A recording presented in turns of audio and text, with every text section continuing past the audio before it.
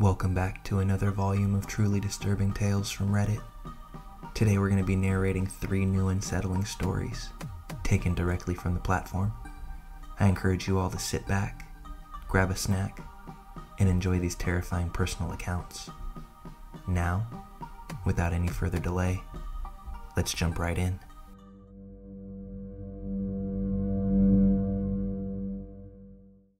When I was a kid, maybe 6 or 7 years old, this was the mid-90s just so you know, we took a family trip to a beach in Florida. We were staying in a beach house that was a short walking distance from the water itself. We went to the beach and I was supposed to stay on the side of my mom, but I wandered way down, and before I knew it, I was lost. A lot of the houses looked the same, and I wasn't sure which one was ours. Plus, I had lost sight of my mom long ago. It began to rain, just my luck.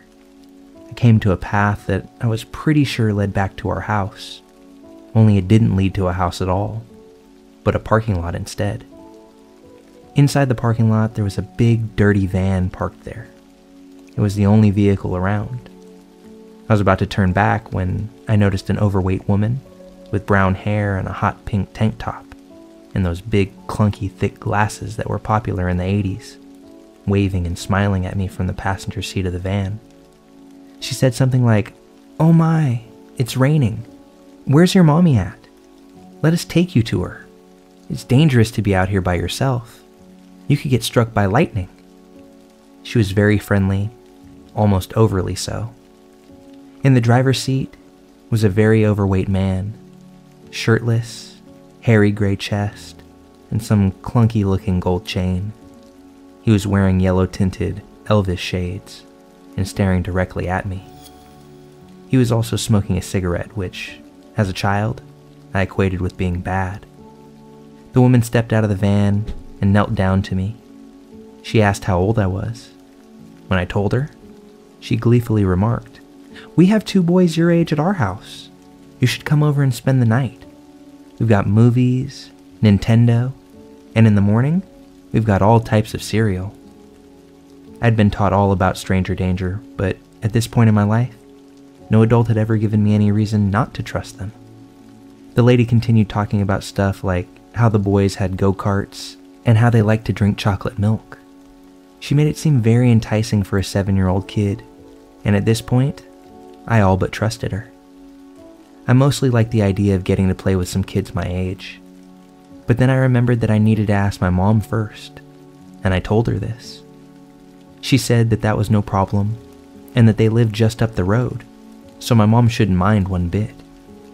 It began raining even harder, and that's when she opened the sliding door of the van, saying something like, "Now let's get you out of this rain and go find your mommy."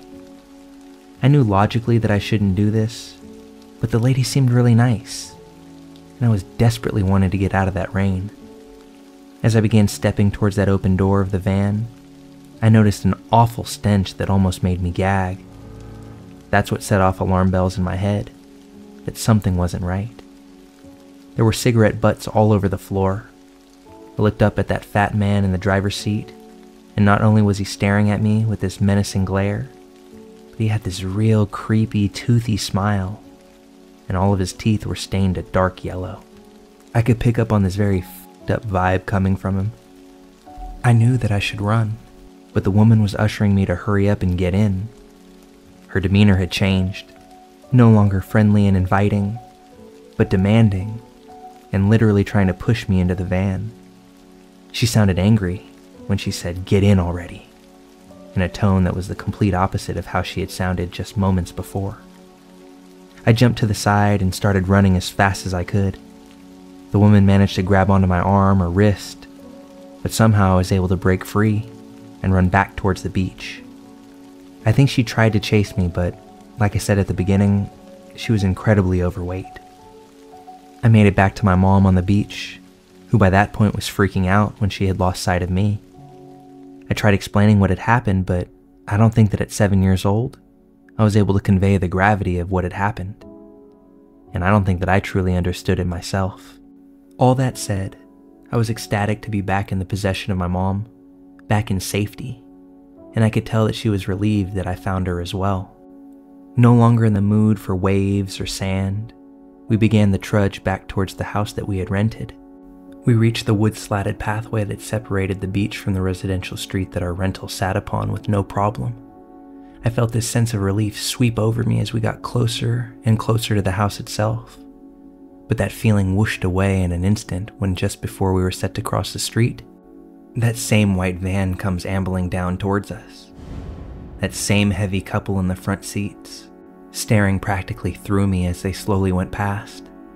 It felt like their eyes were shooting 4 petrifying beams right at me. I wanted to scream, I wanted to tell, but I was unable to form any words or sounds at all. I was simply frozen until they drove beyond us and became smaller and smaller as they inched down the road. That lady put on a horrifyingly good act to try and lure me into that van that day. I know I got away from something terrible, although it still shakes me to this day to know that it took a horrid smell and the sight of all those cigarette butts to know that I shouldn't have been anywhere near those people. I hope that no other child fell for their promises, although part of me certainly has its doubts.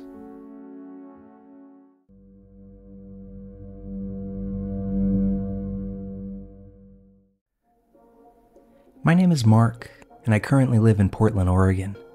While I'm not originally from the Pacific Northwest, promise of a good job and closeness to the great outdoors brought me up here about 6 years ago. I'd say I'm a pretty low-key guy. I work my 9 to 5, enjoy a brew every now and then, and for the most part, kinda keep to myself. One Friday a few months back, I'm running late to get to work. Ever since being asked to go back to the office post-pandemic, I battle with AM traffic and time crunches fairly regularly. Nothing new there. I make my way to the highway exit, turn off onto surface streets, and I'm about half a mile from turning into the parking garage that's nearest to my office. Still racing the clock, I push through a yellow light, and I'm about to wing it into the garage when I have to hit my brakes. There's a bicyclist that's about to cross in front of the entrance of the garage, and while I see him in plenty of time, and come to a complete stop with plenty of room to spare, this guy is none too pleased. He takes this opportunity to hop off his bike and launch into a full-on tirade at me. 4-letter words are flowing, his hands are above his head, he's now the color of a beet in the face. All the while, I'm still just trying to go and punch the clock. When he stops his screams long enough to take a breath, I roll my window down a few inches and say, "I'm sorry, man. I hope you're good. Any way you can keep it moving?" I wasn't trying to be flippant or dismissive, but I also wasn't really anywhere near hitting this guy on his bike. Seems like he may have just been looking for someone to scream at that morning, and I was the unlucky one. After my single sentence interjection, a look of simple disbelief spreads across this guy's face. He didn't budge. He stared me down as I maneuvered around him and into the garage, but that was the end of it. I made it into the office, just in time to avoid being seen by my manager, and the day went on as normal. Clock out when the day was done, head home for the weekend that I'm looking forward to. No real plans, just not working for a few days. I make it home and whip up a dinner, probably call it a night around 11 p.m. I wake up the next morning excited about the weekend, pondering maybe hitting a new brewery, or even calling a few friends to catch a Trailblazers game. But that feeling drained from me pretty much the moment I stepped outside. I don't have much of a driveway. It's probably no longer than 12 feet from the street to my front door. So when I step off my porch, it's evident that something is wrong. My car is much lower to the ground than I can reason why at first, but then it sets in. My tires are flat.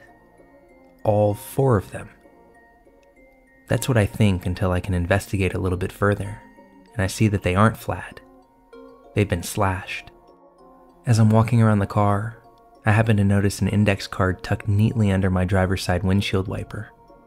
I unfold the card, and I read the words, "You weren't very difficult to find, Mark. Be safe." At this point, all ideas of a fun weekend had evacuated from my mind, almost the way my stomach wanted to evacuate into my pants. I rushed back in the house, closed the door, and locked back up, as I sat down to collect my thoughts on what had just happened. The best reasoning and rationale that I could come up with involved the bicyclist from the day before. I don't have any enemies, no messy exes, nothing like that. I'm not typically a person that seeks conflict, so all that I could figure was that my perceived snide remark didn't sit well with old biker boy, and he had somehow figured out my name and where I lived to exact a little revenge for either cutting him off with my car or verbally shortly thereafter. Not sure how he learned who I was or where I called home, but it definitely had me looking over my shoulder for a few weeks after. I guess the silver lining to this whole thing, I'm more aware than ever of bicyclists and pedestrians in my travels, and I try to be early to everything from now on. Part of me wants to thank Bike Guy for the lesson, but another larger part of me never wants to run into that guy again.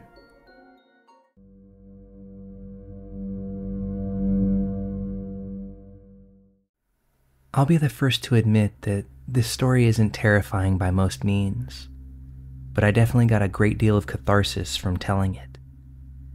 I'd like to start by saying that I'm not a believer, not in God, nor in any other superior power. I've never been religious or spiritual in my life, probably not trending that direction either, because even if God were to exist, I don't think that I would care too much, because after having multiple surgeries, literally from the day I was born, it's obvious that I wasn't his favorite. I'm a guy, I'm 27, and I've had multiple heart surgeries throughout my life.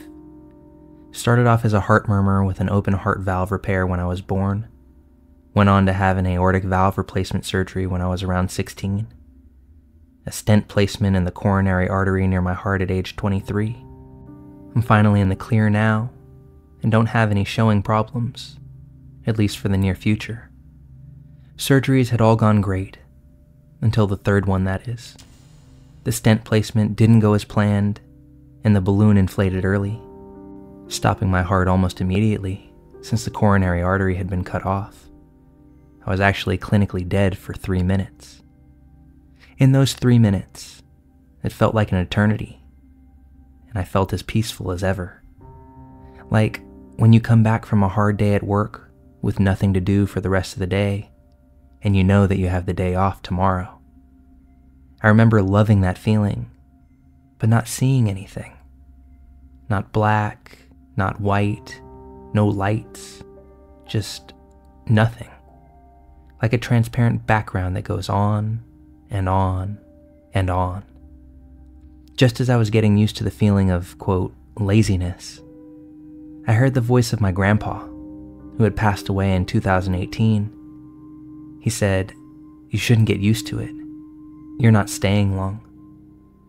Immediately after that, I woke up in the hospital bed with my mom right next to me, calling for the doctor to come over. Once he arrived at my bedside, I got to see the visibly shocked look upon his face, and after taking a moment to compose himself, he explained the situation to me and how I was dead, and they were just about to cover me with a bedsheet when a pulse popped up out of nowhere. But I wasn't surprised at all. It was like I already knew what had happened. I never had the guts to tell anyone this, since I thought they would just call me crazy. And frankly, I would call me crazy too if I heard this from their point of view. 4 years have passed since then, and I'm still wondering every day on how this happened. Was it an actual miracle? Was I hallucinating from the anesthesia? Or am I indeed just crazy? I think it's a natural thought to wonder what happens when things end. Maybe it's different for everybody. Some see lights, some see dark, some are flooded with memories of their life, and some, perhaps like me, just see a transparent void. Although it was a calm and tranquil representation to me, I'm not racing to feel that again. In fact, I hope it's many decades before I feel that again. And it's still very surreal to me to know that even for just a moment or two, I was not on the same plane of existence as those of you that are listening to my story today.